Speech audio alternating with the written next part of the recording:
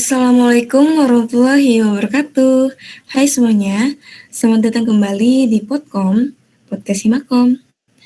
Gimana kabarnya nih para pendengar Podkom? Pasti baik dong. Senang rasanya saya Putri Maharani, Prodi S1 Ilmu Komputer, bisa hadir di acara yang tunggu-tunggu selama ini di episode ke-7 Podkom Universitas Lampung.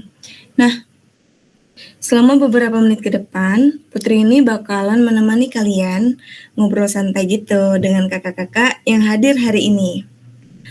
Kakak-kakak ilmuwan, kabarnya gimana nih? Alhamdulillah baik ya semuanya. Alhamdulillah baik ya.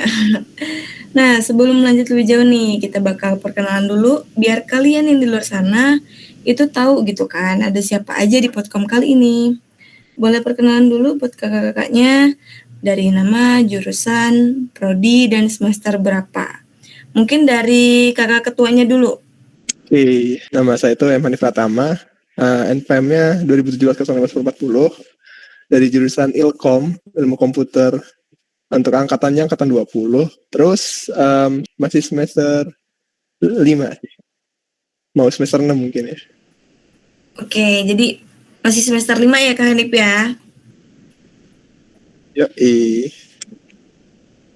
Nah, kalau sekretarisnya nih, boleh Kak perkenalan dulu? Halo, kenalin nama aku Dita Faradila atau biasa dipanggil Dita dari jurusan S1 Ilmu Komputer angkatan 2020 alias sekarang ini semester 5. Dari jurusan ilmu komputer ya Kak? Iya, Ilmu Komputer. Semesternya berapa Kak? Tadi? Semester 5. Oh, semester 5. Oke. Kalau buat bendaharanya boleh perkenalan dulu. Oke, halo semuanya. Kenalin, namaku Kaila Cilaifanta. Boleh dipanggil Kaila. Aku dari Prodi S1 Ilmu Komputer, yang berarti aku saat ini semester 5, sama kayak Kak Hanif dan Kak Dita. Sama ya Kak ya, sama Kak Dita sama Kak Hanif. Jadi ini kakaknya semua nih dari S1 ya Kak ya? Iya, dari S1 udah sekelas lagi. Waduh, tiga-tiganya Kak? Iya dong. Wow, keren. Nah, jadi nih, Podkom hari ini tuh kita bakal ngomongin keilmuan. Nah, yang menyangkut keilmuan ini biasanya kayak codingan gitu ya kan Kak? Dan anak-anaknya tuh pinter-pinter gitu ya kan? Nah, menurut kakak sendiri nih, definisi keilmuan tuh apa ya Kak? Kalau boleh Kak Hanif, Kak ketuanya, boleh menjelaskan mungkin? Oke, jadi masuk ya. Keilmuan sendiri itu ya sesuai ya bahasa keilmuan. Ya pasti bahas tentang ilmu gitu ya. Entah itu akademik ataupun yang lain gitu kan ya. Kayak termasuk hard skill sama soft skill gitu kan. Nah, kalau di Ilkom sendiri atau Himakom ya, keilmuan itu suatu bidang ya. Jadi dia bidang di mana ranah kerjanya itu untuk mengurus atau mendukung tentang akademik di Ilkom gitu. Terus kita juga bisa nih ngembangin potensi anak-anak Ilkom tuh. Tapi yang berhubungan sama akademik ya, karena keilmuan gitu kan. Kalau menurut saya sih itu ya. Tuh. Kalau mungkin Kak Dita atau Mbak Kaila mau tambahin, gimana tuh? Oke, tadi menurut Kak Hanif ya, jadi tuh keilmuan tuh tentang ilmu akademik gitu ya kayak hard skill, soft skill gitu untuk kayak ngembangin akademiknya gitu ya Kak Hanif ya. Ya, seperti itulah ya kan.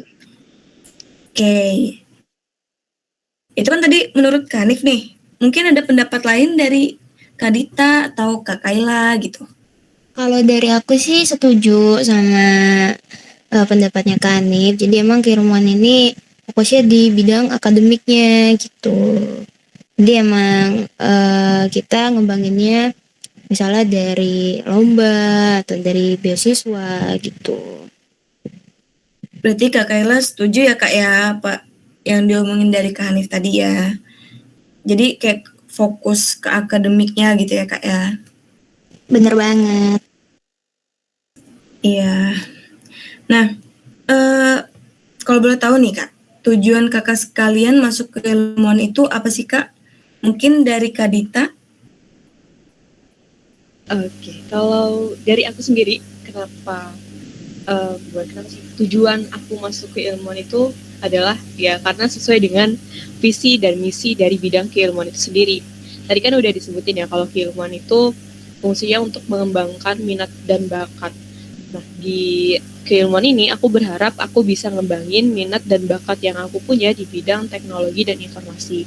Karena kan kalau kita nggak bisa hanya mengandalkan materi yang diberikan sama dosen kan. Jadi ya itu sih, aku berharap kalau masuk keilmuan itu aku bisa mengembangkan apa yang udah diberikan dosen dan aku kembangkan lagi di bidang keilmuan ini. Gitu. Jadi tujuan Kak Dita masuk ke bidang ilmuwan ini karena sesuai visi misinya ya Kak ya, kayak minat dan bakat di bidang tadi kata Kak Dita teknologi informasi gitu ya Kak ya. Iya, gitu. Mungkin kalau untuk Kak Hanif gimana Kak? Tujuan Kakak itu masuk keilmuan tuh apa? Tujuan saya, sebenarnya saya ini feeling saya ya, kalau keilmuan itu kan berarti otomatis di sana itu tentang belajar terus gitu ya, atau ilmu gitu ya. Nah, jadi tujuan pertama saya masuk keilmuan dulu ya itu tadi, karena ya mungkin di sana itu ya saya bisa ngembangin saya gitu. Terus karena keilmuan berarti kan otomatis kita belajar terus, otomatis bisa cepat lulus kan jatuhnya. Jadi itu tujuan kedua. Oh iya. Cepat Jadi lulus. biar cepet lulus gitu ya Kak. Jadi belajar terus ya Kak ya. Wih, Iya, mantap benar Kak caranya Hanif gitu, ini. lulus gitu kan. Ya itu Iya. tujuan sih. Bener. Kalau Kak Kayla gitu, tujuannya apa Kak? Kalau aku sih mungkin mirip ya. Jadi tujuannya itu didasari sama sifat aku yang gak mau rugi. Jadi gini, eh kalian tahu keilmuan itu kan emang ngembanginnya di bidang akademik, sedangkan organisasi itu kan notabene-nya non akademik. Jadi sekali dayung dua pulau terlewati dengan masuk keilmuan gitu. Jadi gak perlu repot-repot Iya, dikumbangin bener-bener. satu-satu. Gak mau rugi gitu ya Kak ya. Bener.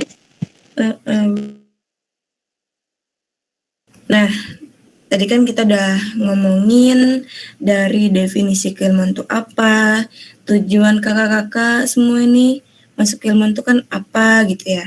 Nah, sekarang aku mau nanya, program keilmuan tuh ada apa aja sih Kak?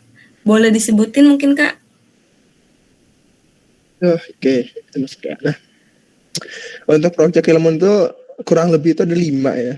Nah, karena ini berhubungan sama akademik gitu ya. Jadi proyek-proyeknya juga ya berhubungan juga sama akademik, sama soft skill, sama hard skill gitu. Nah, contohnya yang pertama itu kita ada arsip materi dan informasi, di mana di situ kita akan ngarsipin nih materi-materi dari angkatan atas buat diturunkan ke angkatan selanjutnya gitu. Jadi yang angkatan selanjutnya juga ada bahan bacaan gitu untuk mereka buat tahu nih semester depan kita belajar apa gitu. Jadi itu untuk arsip ya. Terus yang kedua ini untuk yang melatih lebih ke hard skill dan soft skill juga ya. Itu ada pelatihan internal, di mana pelatihan internal ini ditujukan khusus ya untuk anak-anak Himakom gitu. Jadi kita ngajarin nih. Nah, kalau untuk pelatihan internal sendiri itu ada banyak ya, kayak web dan sebagainya gitu. Terus proyek yang baru selesai itu ada Hinca atau Himakom Mencari Juara, di mana di Hincar ini kita lebih ke gemastik ya. Jadi di Ilkom sendiri atau di jurusan teknologi informasi itu ada yang namanya gemastik, di mana gemastik itu suatu pagelaran untuk lomba-lomba tentang teknologi informasi. Jadi kita akan mengadakan pelatihan di sana. Itu untuk yang Hincar. Terus ada Project Showcase. Nah, Project Showcase ini kita nyediain sebuah website, di mana website itu bisa menampung project-project yang udah dibuat kakak-kakak tingkat kita yang udah lulus. Contohnya itu mungkin kayak project sistem informasi dan sebagainya. Jadi project mereka itu nanti disimpan di website itu. Kemudian ada juga workshop wawancara kerja, di mana workshop ini akan dilaksanain ya, insya Allah ya. di tanggal 8 Oktober nanti dan juga itu offline gitu. Itu sih. Oke, jadi lumayan banyak banget ya Kak ya proyek keilmuan itu. Ada 5 tadi ya. Ada arsip materi, pelatihan internal, terus ada hincar. Hincar tuh buat lomba-lomba ya Kak ya. Buat apa ya? Buat kayak sarana pembinaan buat lomba intinya. Gitu-gitu. Oke. Terus ada project showcase tadi ya, sama interatur yang terakhir itu workshop ya Kak ya. Yes. Nah, project keilmuan yang udah dijalani selama ini tuh apa aja sih Kak? Oh iya, yang berjalan ya. Nah, untuk yang udah selesai itu ada hincar itu ya, yang pelatihan gemastik itu dilaksanain itu sekitar Agustus gitu. Dari kalau nggak salah itu tanggalnya dari awal Agustus sampai kita mau masuk kuliah tuh sebelum tanggal 22 Agustus itu udah selesai. Tinggal kita mungkin ngeberesin beberapa ini juga sih kayak sertif dan sebagainya gitu ya. Terus yang selanjutnya itu ada pelatihan internal. Nah, pelatihan internal ini baru sekali. Itu kalau nggak salah di bulan Juli itu kita pelatihan internal tentang website ya, pembuatan website secara statik gitu. Jadi kita belum menggunakan database. Jadi masih pembahasan website doang.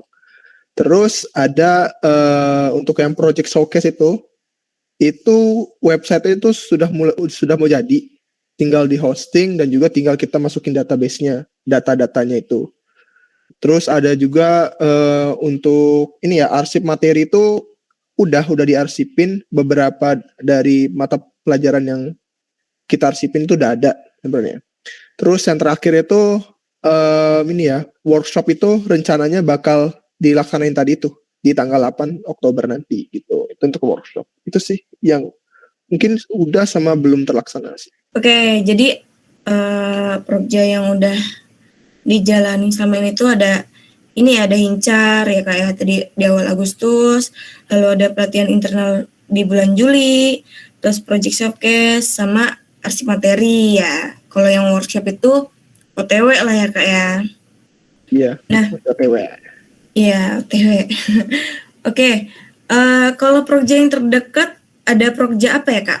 Yang terdekat itu tadi sih workshop wawancara kerja. Workshop tadi itu ya. Tanggal 8 ya. Gitu. Tanggal 8 Oktober ini Kak? Iya, 8 Oktober insya Allah ya. Mudah-mudahan ya terlaksana lah ya. Menarik banget ya proyek-proyek dari keilmuan ini. Sumpah. Keren sih Kak. Nah, kan pasti banyak banget yang nggak tahu ya. Workshop itu apaan sih? Ngapain aja sih gitu kan? Nah, itu workshop itu ngapain aja sih Kak kalau boleh tahu? Izin menjawab ya. Jadi workshop itu nanti kita bakal mendengarkan materi dari narasumber yang pastinya berpengalaman dalam hal wawancara kerja. Nanti di workshop itu kita bakal diajarin nih gimana sih tips dan trik kita nantinya ketika wawancara kerja. Misalnya gimana sih cara kita untuk membuat kurikulum vitae atau daftar riwayat hidup yang benar dan menarik untuk dibaca oleh pihak HRD supaya kita nih adalah peluang besar untuk bisa masuk dalam lowongan kerja yang kita mau itu. Terus kita juga bisa tahu gimana sih cara berpakaian yang baik ketika wawancara kerja. Karena kan kebanyakan orang berpikir ya, kalau misalkan ketika kita wawancara kerja itu harus menggunakan pakaian dasar yaitu hitam putih. Memangnya nanti di real life atau di realitanya seperti itu?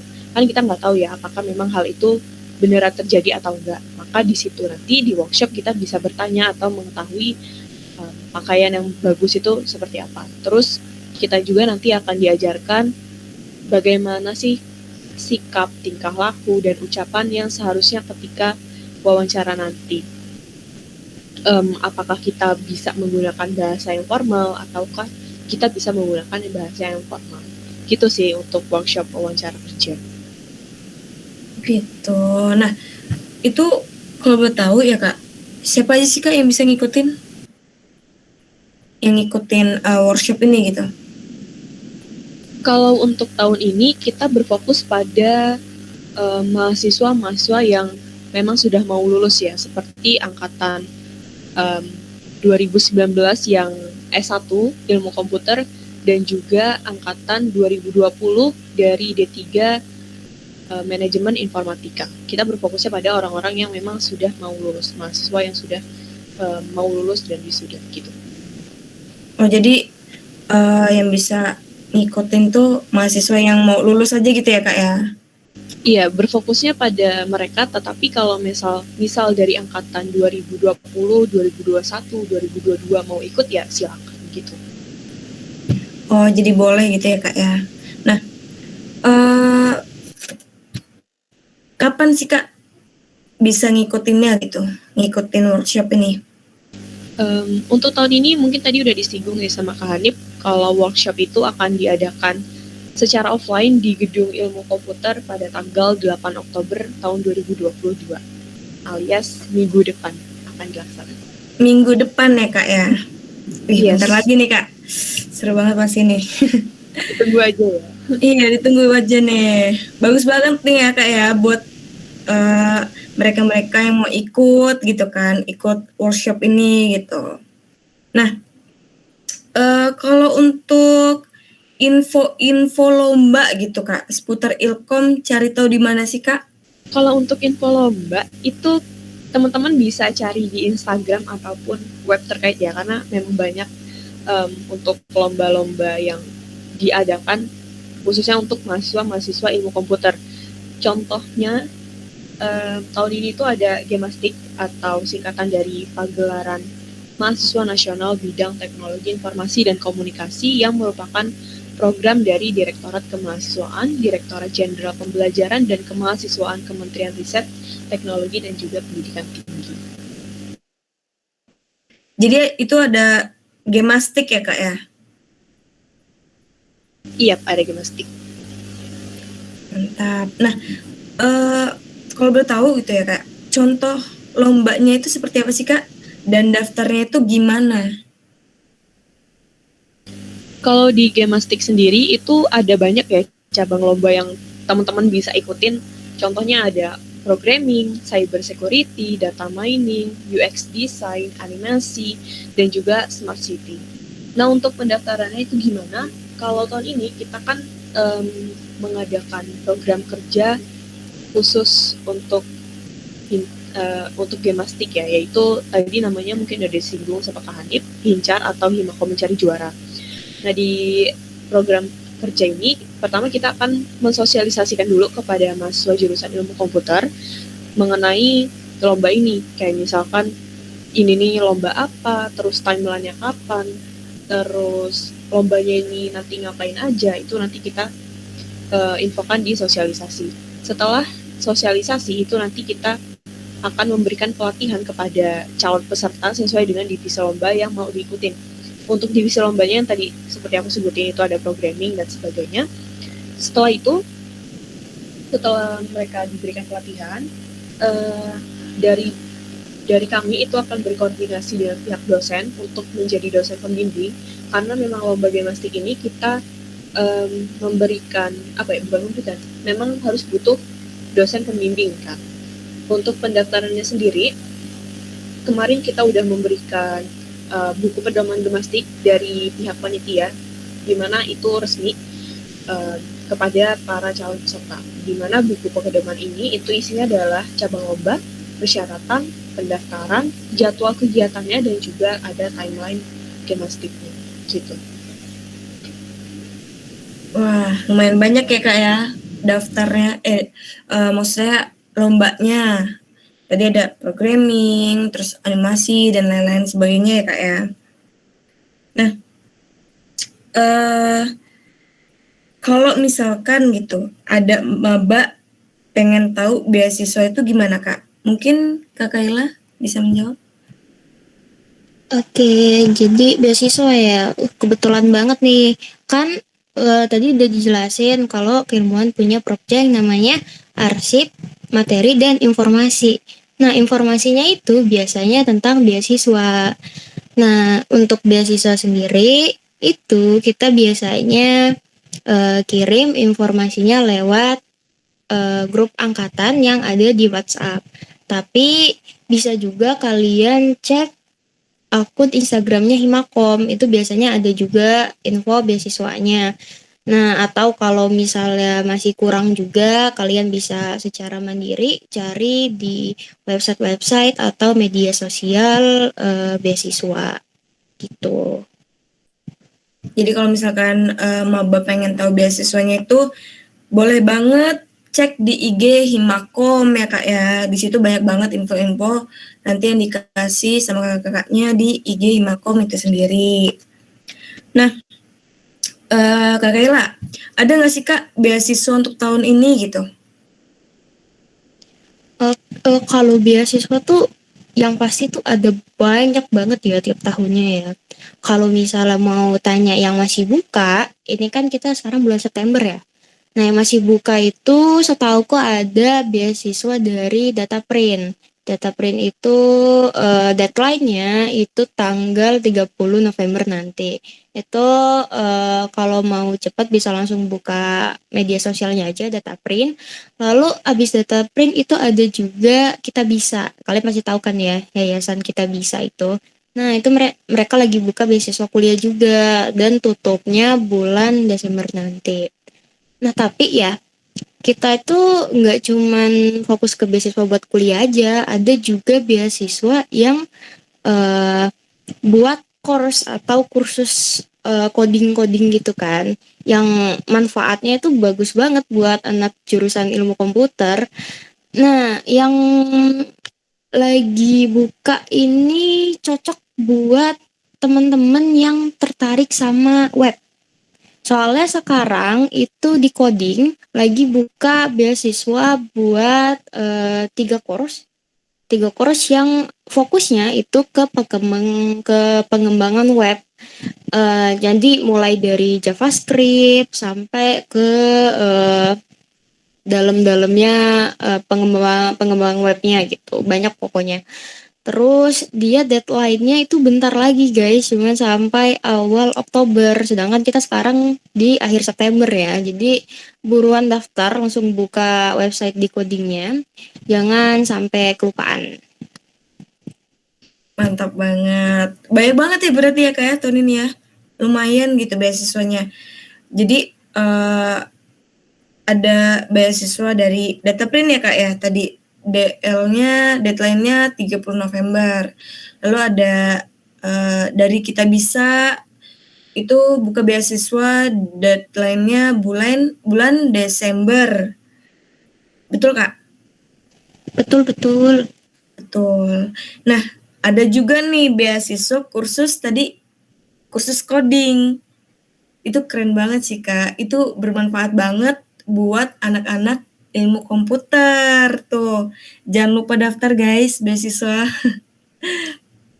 Oke, dari tadi kan kita ini udah banyak banget bahas putar keilmuan ya kan.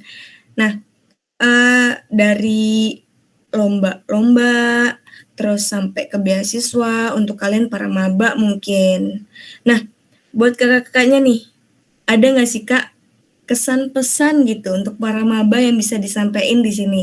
Terutama untuk Kak Kaila nih. Kan kemarin kalau nggak salah Kak Kaila ini sempat jadi kasuh ya Kak? Kakak asuh. Iya bener. Benar banget ya kan. Nah, gimana tuh Kak kesan dan pesan dari kakaknya untuk maba 22?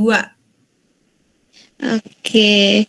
Kalau menurutku ya, maba tahun 2022 ini kayak warnanya tuh beda loh. Kayak karakter mereka tuh unik, terus juga mereka tuh orangnya vokal-vokal gitu kan. Mereka berani banget ngutarin pendapat gitu. Yang berarti tuh bagus sebenarnya kan ya. Nah, jadi menurutku ya, pesannya kalau misalnya kita bisa approach mereka, kita bisa rangkul mereka ke organisasi organisasi kita ya Himakom, itu tuh bakal bikin Himakom tuh bakal makin berkembang gitu. Dan juga kalau mereka masuk ke ilmuwan gitu, lebih bagus lagi sih. Itu sih kalau Iya, benar menurutku. banget, benar banget. Benar banget. Jadi kesan Kak Kayla untuk para maba itu karakternya tuh unik-unik ya Kak ya. Setiap orang tuh ada aja karakternya unik-unik. Terus anak dua-dua itu berani ngutarain pendapatnya ya Kak ya. Nah, kalau pesan dari Kak Kayla itu tadi, kalau misalkan bisa ngerangkul mereka ke organisasi kita, jadi Himakom ini makin berkembang gitu, apalagi kalau mereka masuk ke ilmuwan.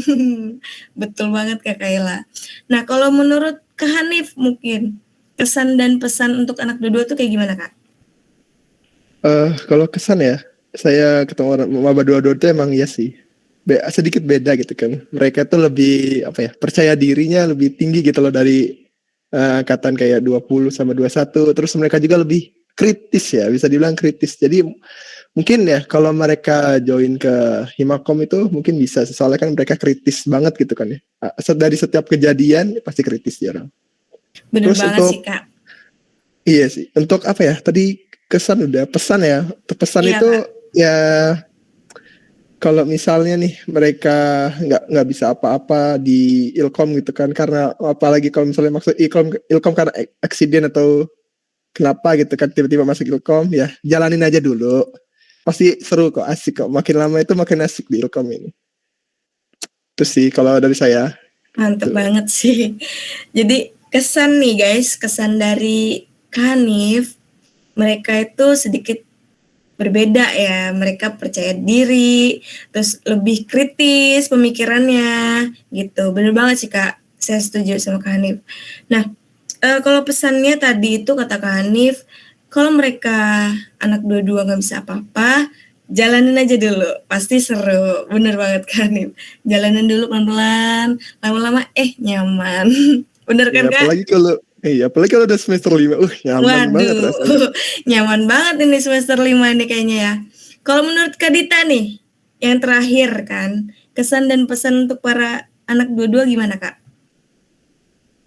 Aku setuju sih sama apa yang diutarakan sama Kak Hanif dan Kak Kaira tadi. Mungkin nambahin aja, maba tahun ini sumpah kece banget. Aku ngeliatnya enak, kayak mereka tuh punya keberanian untuk berekspresi gitu. Kan lucu banget ya, apalagi waktu pensi kemarin tuh mereka nyanyi, ada yang ngedance, itu lucu banget. Terus juga udah kelihatan nih bibit-bibit calon penerus dari bidang keilmuan, yang which is itu bagus banget itu, rajin banget mereka. Wah mantep banget ya Kak ya, bener banget Kak, tahun ini tuh kece-kece banget, mereka berani, apalagi pas pensi, pada nyanyi ya Kak ya, terus dance-dance, waktu itu ada yang ngedance JKT48 ya kan, itu keren banget sih, lucu sih Iya. mereka. Keren banget mereka Kak. Nah itu tuh ya, penting banget ya, dicatat pesan-pesan dari kakak-kakaknya, dari Kak Hanif, Kak Kayla, Kak Dita gitu. Oke, terima kasih untuk kakak-kakak keilmuan yang sudah meluangkan waktunya untuk ngobrol santai di Podcast kali ini. Makasih ya Kak ya. Buat kalian yang kepo dengan Podcast episode yang lainnya, seperti biasa boleh banget dong untuk mampir ke channel YouTube ini. Sampai bertemu di Podcast episode selanjutnya. Saya Putri Maharani, have a nice day. Dadah.